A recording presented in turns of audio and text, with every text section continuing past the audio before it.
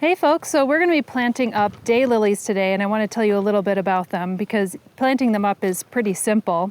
I've got this beautiful zinc oxide planter, which Sonder actually doesn't really like, but I dreamt of putting a daylily that I basically color matched with this beautiful golden orange color that we painted the barn. I have planting on my brain. Painted the barn. And I wasn't really into daylilies, but I have to admit, there is a family-owned and operated daylily company called Oakes Daylilies, and it happens to be my last name, O-A-K-E-S, same exact spelling.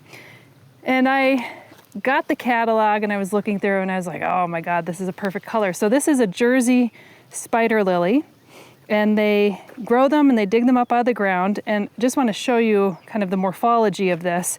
You got these thick finger-like tuberous roots, and then you have the crown, and then you have, this is called the fan. And in all fairness, this probably didn't look so brown and yellow. These have been sitting in a box for probably a day. I had Sonder actually just quickly pot them up with some seed starting mix, just so I could actually get to them, not necessarily in time. So these probably looked a little bit better 4 days ago, but these are going to start greening up really nicely after I plant them and water them in. So anyway, you have the tuberous roots, you have the crown, which is basically what comes out of the roots, and then this is called the fan. So this is fan-like, it's cut back, but eventually these leaves will be long and strappy and grass-like. And this particular cultivar is Hemerocallis, which is the genus. Hemerocallis. Callis means beauty, and hemero means day in Greek. And that's how it gets its name, daylily. So you can imagine what that actually means. You might say, well, maybe they only bloom for a day, maybe they bloom for a day and then they're done. It's true, they actually only bloom for a day and then they're done, and you're like, well, what kind of flower is that? The reason is that they put out this long scape and they have many different flowers. So one flower will bloom in one day and another one will bloom another day. So you get a really good consistent bloom, usually from June through July. It really depends on the daylily cultivar because some are kind of early season June, mid-season June, July, and then mid to late season, which is like towards the end of July. And they love full sun, and they like to be watered in. So typically that you could find them as bedding plants, and this tends to be a 4-foot variety, and this is a cultivar named Jersey spider. And you may ask yourself, daylilies, is this an invasive plant? We actually found some daylilies growing in our meadow, and this was an old nursery, and they're kind of clumping everywhere. If you get the Hemerocallis fulva, the species variety, then those actually can be invasive. They're also called ditch lily.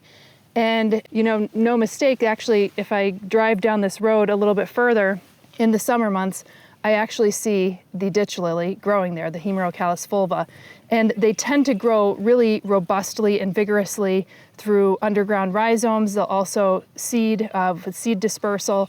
And these, the cultivated varieties or the hybrids, tend not to be very vigorous. And you would look at the different cultivars to see, well, is this a vigorous variety or not? And some of them tend to be just a bit more clump forming, so you usually don't have to worry about it. They also don't self-pollinate. They need others to pollinate, and they will pollinate readily, which is why you have so many hybrids and cultivated varieties. And you'll see there's such a range of them. A lot of them are kind of that yellow-orange, and that's kind of where I stayed with the colors. But then you see cultivated varieties that have pinks and purples and burgundies and reds. So there's a lot to choose from.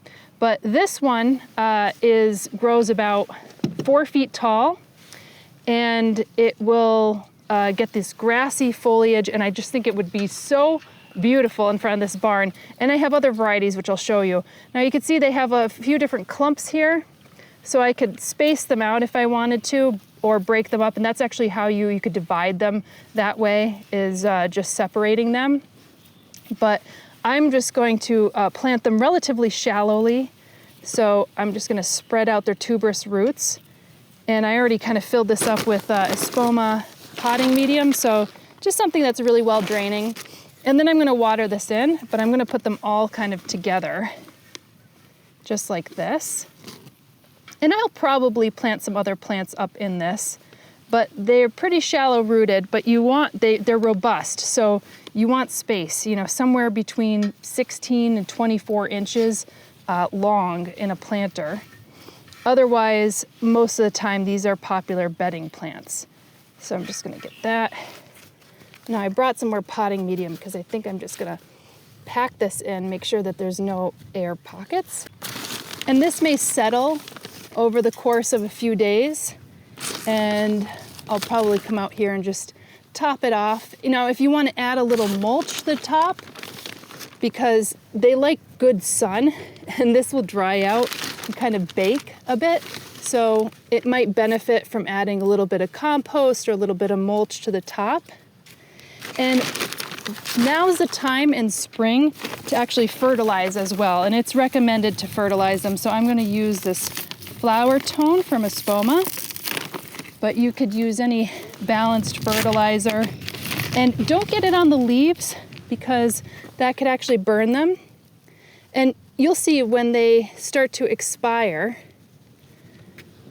the leaves will start to turn a little bit like this color, like a little yellow, and it might not be appealing to folks. So I would say that planting them in a bedding where as they expire, other plants or other perennials start to come up, or you could snip some of the brown leaves back. That's totally normal. So I'm going to do this. There's some roots sticking up right here, so I want to make sure those are all in. And now I'm going to water this in, and what we found out, lo and behold, we have this lawn hydrant. There you go. It looks a little rusty. Yeah, you should have seen the first one that I opened up. Oh my goodness. This is like brown. This is great though, because I wasn't thinking about putting this planter here, and then now that we have this water source right here, it's just so good. So I guess this goes all the way down 4 feet, right? So Something like that. yeah. All these little gems that we didn't know about before we got this land. So I'm just gonna water this in. It's probably better if I had like a little rose, so I'm not like fully watering and soaking them too much, but they really like to be watered. So if you're planting in a planter, make sure that it is well watered, especially during the summer months, and you could fertilize again in the summer. That's totally normal. And like I said, I'll probably plant some other plants around here, but just wanted to get these planted since they came in. And I'll show you which other ones we have as well, because I'm going to be planting one in another container and another in the bed. I should mention this, but these are Asiatic plants, and they're not true lilies. So I believe that they were in the Liliaceae family, but lilies usually grow by bulbs, and you could see that these are more with tuberous roots. And there's other differences as well, but the flowers look very similar to a lily, which is how it got its name. And it's in a totally different family now. It's Asphodelaceae, so it's not in the lily family, which is pretty good because we tried to grow lilies here, and it's always a challenge because we have an invasive beetle called the lily leaf beetle. It's a red beetle. The larvae are kind of gross. They cover themselves with their own excrement, and they eat lilies, everything in the lily family. So if you want something that looks like a lily, these are a really good alternative. So here, this one is Nutmeg Elf. So I have 2 of these. Now this is a mid-season variety that is quite cute. It's small, so it's a little over 2 feet tall. Oh, there's lots of nice divisions here. So these are nice big divisions. It's 2 feet tall. Like a fan. Yeah, it is. That's why these are called fans. So these are 2 feet tall, and they get small 3-inch flowers. I should have said the Jersey spider lily, the daylily, gets 8-inch flowers. So that's quite huge. These are small. You could see by the tuberous roots that they're much smaller. Now, I had layered bulbs in here in this planter pot. Now, nothing obviously has come up, You could see that there's been some shenanigans here. I'm just gonna lightly dig in here because if I don't see any of these bulbs, oh yeah, here's one. They look like they've been eaten or it's gotten too mushy. So this one was a fail. I layered bulbs in many planters and this one seems to be a fail. So I was like, well, if the bulbs haven't come up, I'm gonna plant some daylilies here. And I wanna do the nutmeg elf one. So this is a nice kind of yellowish orange, kind of a very similar color. And again, if you're planting these in a bed, if you want them spaced generously, 18 to 24 inches is good. But if you want them looking really robust, then plant them close together. You could always divide them later. So I'm just gonna use the potting medium that I already had here. I'll space them apart a little bit. And it's late April right now, so I suspect that this will start blooming in a month, and I'm just gonna fertilize this in as well. And you can wait for the next rain, or if you wanna water this in, I have my hose on over there, so I'll probably just hose this in later. All right, the last one we have was a free one that we got from Oaks Daylilies. So when you order there, they usually give you a free one to choose from. And this one is, you can see, relatively robust, but it only gets about 28 inches high, kind of same as this. And these get 7-inch flowers, so they get a much larger flower, but not as big as a Jersey.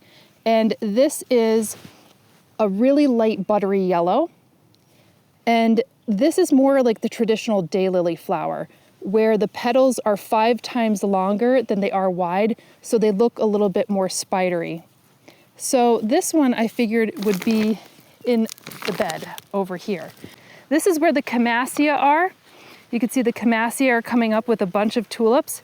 They also have this more vertical grassy-like leaves. I think this would look really nice, kind of a little bit towards the front of the bed. These will probably bloom a little early, but a yellow and that kind of purple blue I think looks really nice.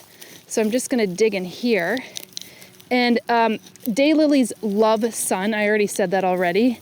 And this gets some nice eastern light and eventually a little bit of western light, that's what you're seeing now, and then of course some southern light. So this is gonna get plenty of light right here.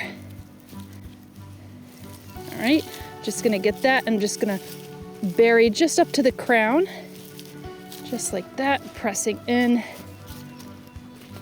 minding the tulips. I am probably gonna fertilize this entire bed pretty soon because the tulips are just starting to come up and I wanna give them an extra boost, but I'm not gonna do that right now. Actually, if I could show you, I know we're talking daylilies, but look at some of the tulips coming up. So we're getting some pretty colors coming in. It looks like the fritillarias are up as well. All these kind of purplish red colors. So those seem to be the earliest ones. And we have some more tulips over here I'd love to show you. These are just starting to close up for the day. But look how lovely. These are some species tulips as well. So a lot of times you get the cultivated varieties, but this is the actual species. Well, I think that's pretty much it for today, but it gives you a little bit of understanding about daylilies and great bedding plants, beautiful grassy leaves. And again, once it starts to expire, then you can actually cut some of those brown leaves back. But they're pretty simple, non-fussy plants. Nothing really bothers them. You just gotta give them enough sun and enough water. See you in the next video.